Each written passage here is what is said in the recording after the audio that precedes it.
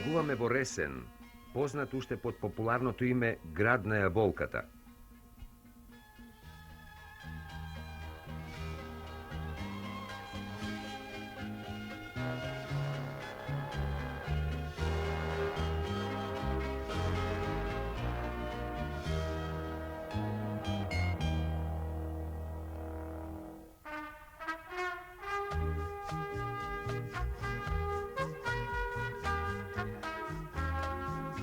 Овој град е лоциран во котлината на Преспа, заграден од планините Баба, Буково и Галичица, и лежи на некогашното дно од исушеното езеро на 882 метри надморска височина, само 12 метри повисоко од нивото на Преспанското езеро.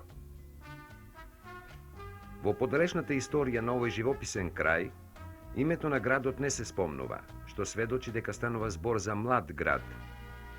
За жал, нема конкретни податоци за настанокот на градот, освен легендите што се пренесуваат од колено на колено. Така една легенда вели дека градот го добил своето име по една поплава на езерото. Водата надоаѓала и поплавувала делови на населбата, куќа по куќа. И кога луѓето ќе прашале што стана со куќата на тој и тој, одговорот гласел «Реси го» или «Ресен е».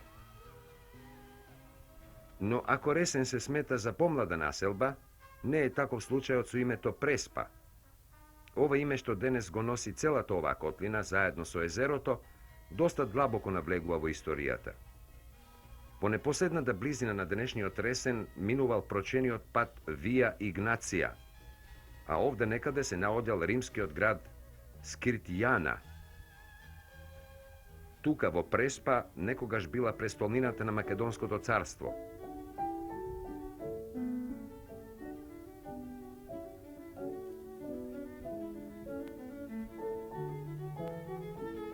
Во ова село пак, со звучно име Царев двор, ќерката на царот Самуил, Косара, имала свој дворец.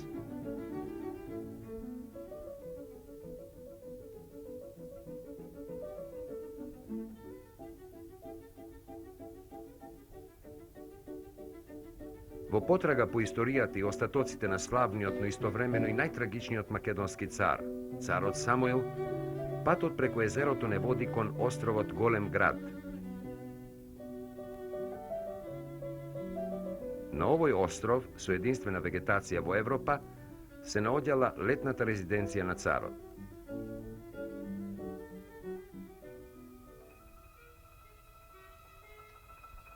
На островот се откриени траги на две цркви од тоа време – Свети Петар и Свети Димитрија. На местото на оваа црква, обновена меѓу двете светски војни, лежат темелите на црквата Свети Петар.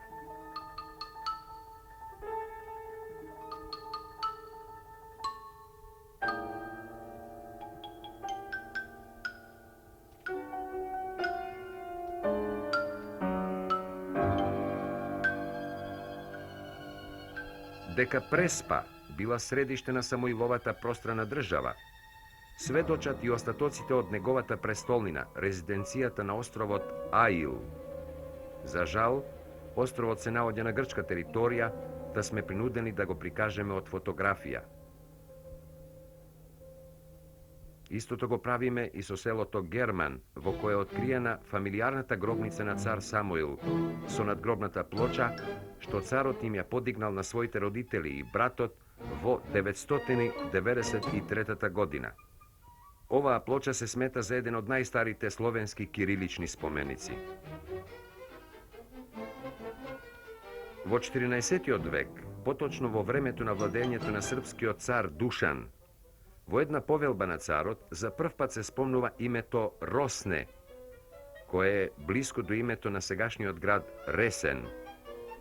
Меѓутоа, подоцна пак се губи името и се спомнува само Преспа. Така венецијанскиот пратеник Бернар во 1591 година го спомнува името Преспа, а Хаджи Калфа го наречува Перспепе. По-конкретно за Ресен може да се зборува дури од средината на 19. век, кога градот започнал да се развива, а во 1858 година тој станал и административен центар.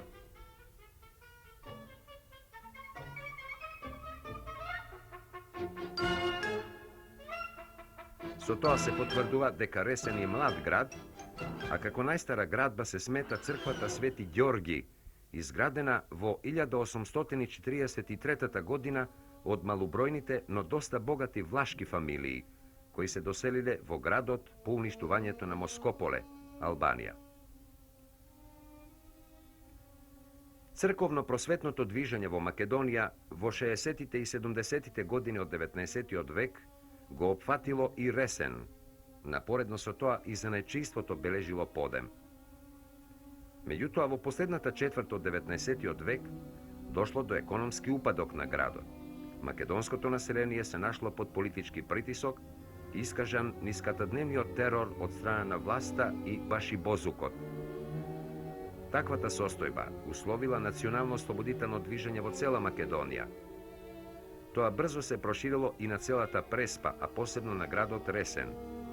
Само една година по основањето на внатрешната македонска револуционерна организација, во Ресен е одржано првото пошироко советување на реонските раководители на организацијата.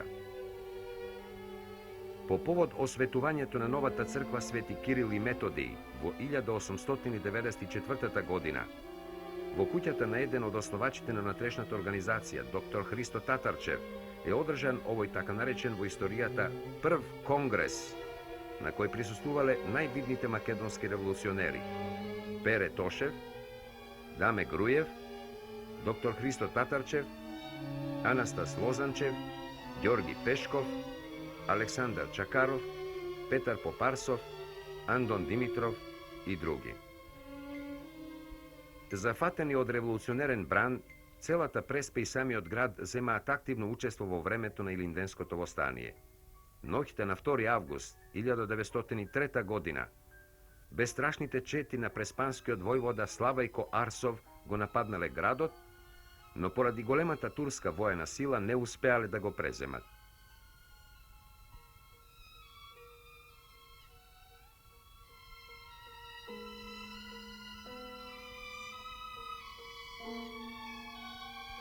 По задушувањето на Илинденското востание, населението од Преспа доживеало црни денови. Од вкупно 21 село, опожарени биле 16.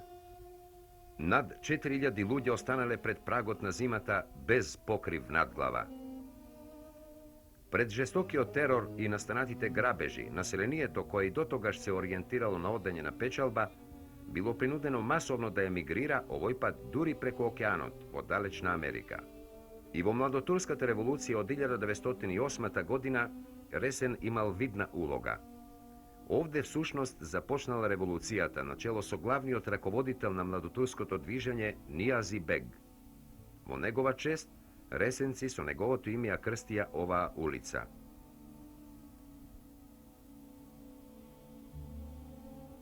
Раководителот на хуриетот Нијази Бег на Ресен му подари една велелепна зграда, Сарајот. Сушност, зградата представува копија на Париската комуна. Нијази Бег требало да оди во Париз, но место него заминал еден негов противник.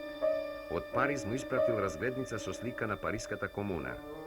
На опачината пишувало: таму кај што требаше да си, сум јас. За инает на султановите луѓе, Нијази Бег решил да изгради копија од зградата, при што рекол: ти беше во Париз и се врати, а јас ке живеам во Мал Париз. Архитектите што ја проектирале оваа убава зграда биле од Виена, а мајсторите од Вевчани.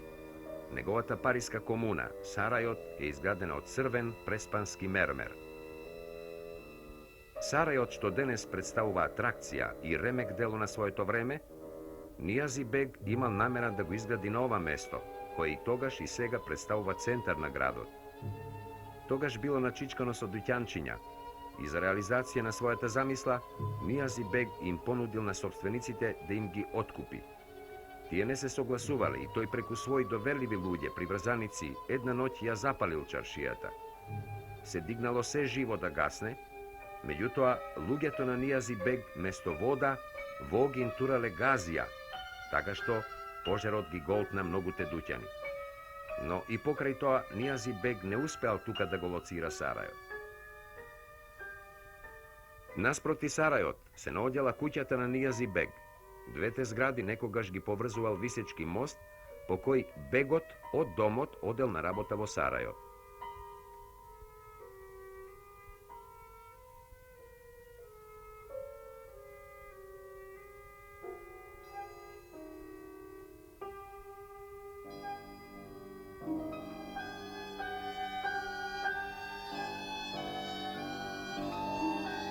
Ни споменатите револуционерни движења и обиди за ослободување од робството, а ни подоцна Балканската и Првата светска војна, на Преспа и Ресен не им ја донесоа очекуваната слобода.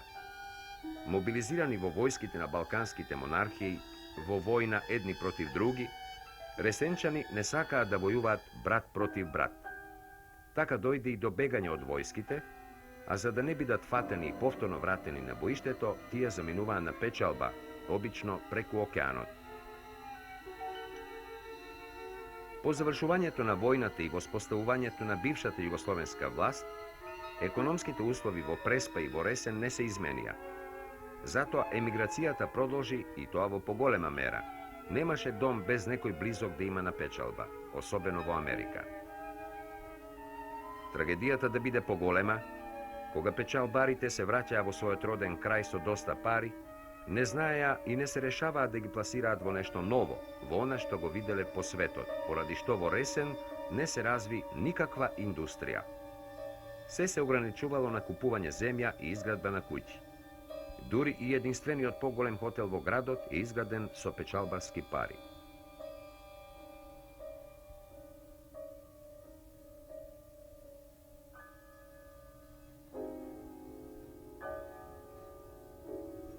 Што Ресен остана и покрај сето свое природно богатство пасивен крај, се должи во прв ред на режимот во Стара Југославија, кој го остави градот да чмае со години без какви да било комуникативни врски со светот. Во тоа време од Ресен до Битола се патувало по неколку часа. Од друга страна, поставената граница ја распарча Преспа и му одзеде на Ресен економската сила. И покрај тоа што градот живееше ситно занаечиски, без каква и да е индустрија, тука рано се појавува работничко движење. Секако, дека тоа се должи и на веќе создадената традиција за борба против застареното и ненародното. Но во случајот голем придонес за работничкото движење дадоа и повратниците од Америка, како и интелектуалците. Така на изборите во 1920 година, Комунистичката партија во Ресен и целата Преспа доби мнозинство гласови. Подоцна за време на Шпанската граѓанска војна, многу преспани ја напуштија печалбата и отидоа во Шпанија да се борат против фашизмот. Оваа слободарска традиција на Ресен и целата Преспа добива полн замав за време на Народно-ослободителната војна.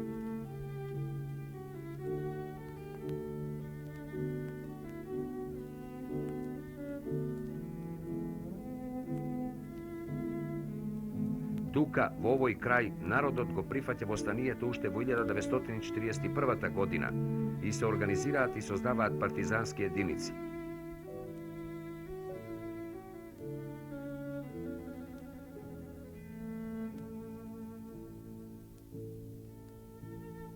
Не случајно на овој терен се одржува преспанското советување на Централниот комитет на Комунистичката партија на Македонија, на кое беа донесени низа решенија за натамошниот развиток на народно-ослободителната борба.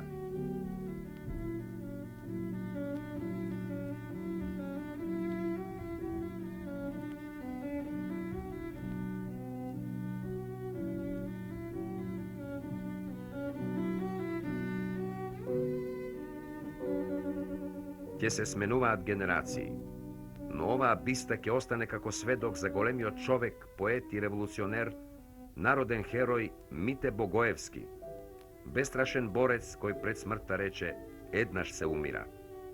Со својот соборец Стив Наумов го положи животот за слободата на својата напатена татковина. Народот скромно им се одолжи. 8-годишното училиште го носи името на херојот Мите Богоевски, а гимназијата на херојот Стив Наумов.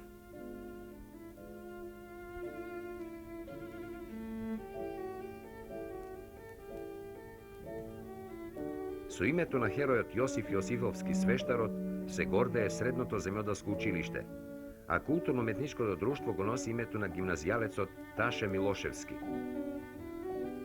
Секако, Ресенчани и Преспа никогаш нема да го заборават и неодамна починатиот Наум Василевски Овчарот, Илија Спировски, Косте Кусак, Вучко и многу други што ги дадел животите за својата земја. Нивната крв не беше залудна. На 5 септември 1944 година Ресен и Преспа беа ослободени. Градот започна да живее нов живот. Сенките на минатото исчезнаа. Од некогашната турска касаба, по чии ќошови викал телалот и овде онде висел по некој фенер, Ресен се разви во убаво градче со јасни и одредени перспективи.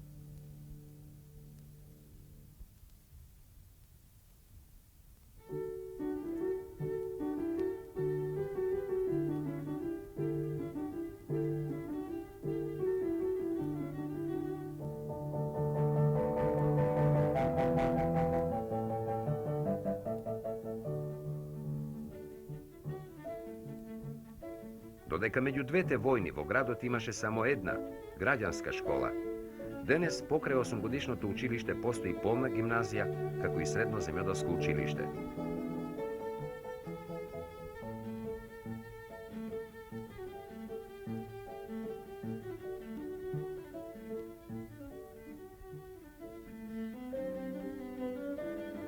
Градот располага со убава киносала, богата библиотека, работнички универзитет, како и аматерска радиостаница.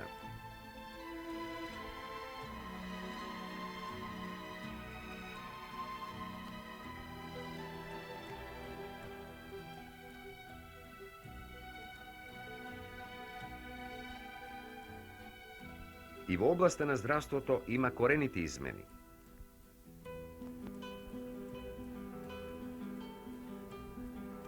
Пред војната имаше само 2 лекари.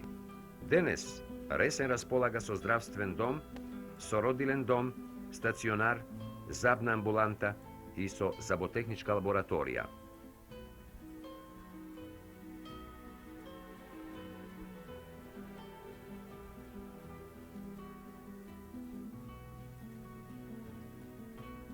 Во градот на Јаболката со успех работат неколку предпријатија. Едното од нив, конфекцијата Пелистер, постигнува одлични резултати.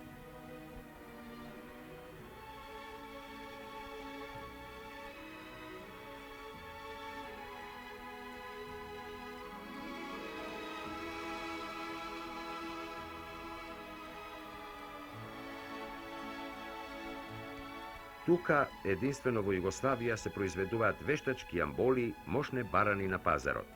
Ова предпријатие ангажира голем број работници.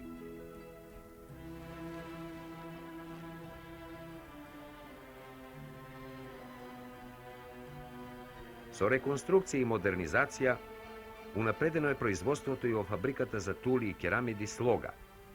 Одобрени се средства за нова реконструкција, со што фабриката ќе се модернизира. Место сегашните 4 милиони единици полна тула, ќе произведува околу 18 милиони единици керамиди. Во градот постојат и работат предпријатието за обработка на тутун и шумско-индустријското предпријатие.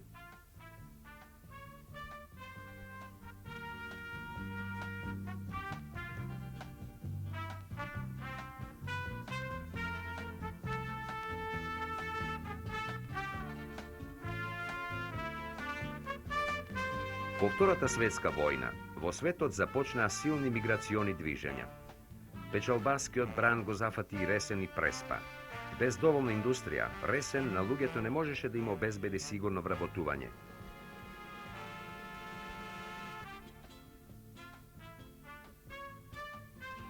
Дури и единствената поголема фабрика за преработка на овошје беше ликвидирана, макар што според мислењето на стручњаците, сировини за нејзиниот опстанок имаше во изобилство и тоа по мошне ефтини цени. Луѓето емигрираат, се иселуваат. Одат тие што бараат парче леп, а одат и тие што го имаат. Тоа Ресен и Преспа не го заслужуваат.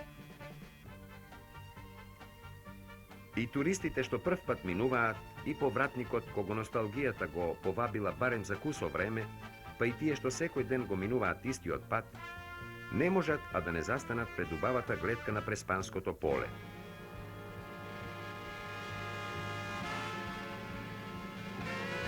Кој ли не ке застане одушевен од есенската гледка, кога пред очите во недоглед се простира богатиот род на прочениот преспански делишес, поради што Преспа е крстена Македонска Калифорнија.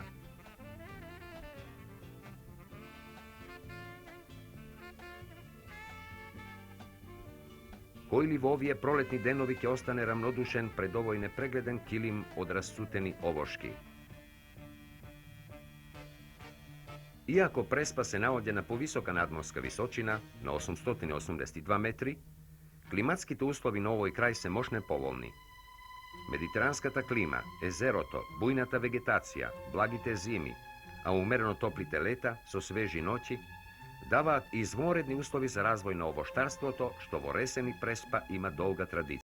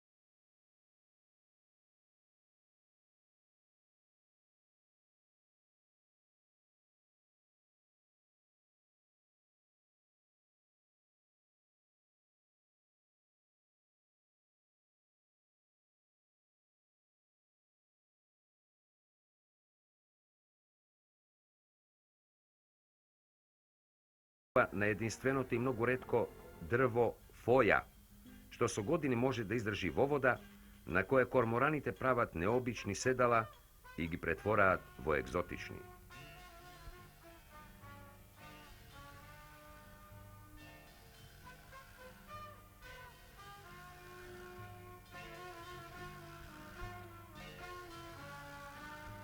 Сето ова е во склопот на езерото, па дури и туристичкиот пат што минува низ живописните планински предели на Галичица и ги поврзува двете езера, Охрид и Свети Наум. На Преспанското езеро постојат 3 летувалишта, Отешево, Царина и Претор. па сепак туризмот во овој крај не го доби своето вистинско место.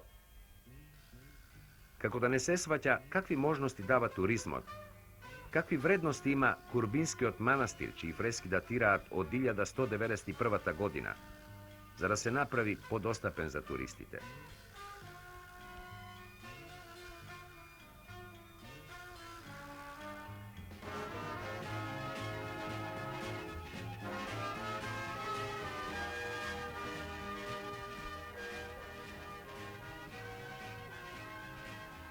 Поради ваквиот однос, поради недоволно сваќање и положба на трите летувалишта не е онаква каква што треба да биде. А ако се исклучи од Тешево, далеку попривлечната царина мошне скромно делува. Уште поневкусна е сликата на летувалиштето Претор, во кое неплански се изградени голем број викендички и камп куќички.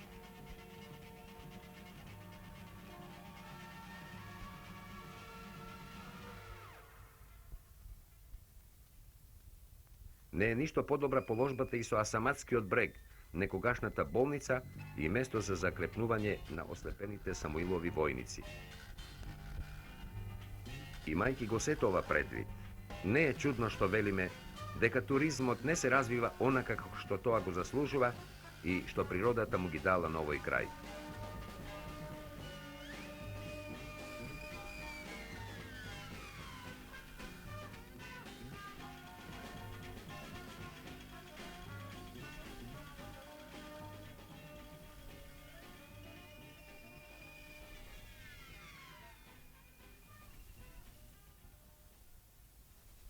Затоа нека не ве зачуди ако денес во пазарен ден сретнете селани што купуваат земјоделски производи.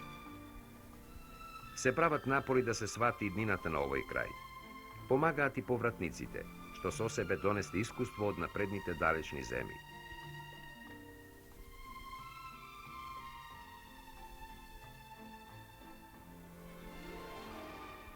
Напори прави и општината, што со мошне скромни финансиски средства настојува да создаде база за вработување. Зашто пословицата вели: каменот тежи на местото. Да се послужиме со зборовите на францускиот туристички стручњак за скриеното богатство и да се надеваме дека напорите ќе дадат плод. Веруваме дека наскоро не ќе останат скриени од светот прекрасните расцутени овоштарници што создаваат чуден сплет на бои. Бистрата езерска вода што тивко се бранува на залез на сонцето. Раззеленетите шуми на Пелистер и Галичица, на чии врвови се белее снегот кој останува до доцна лете. Преспа, престолнината на Македонското царство, со својата убавина ќе продолжи да биде она што била.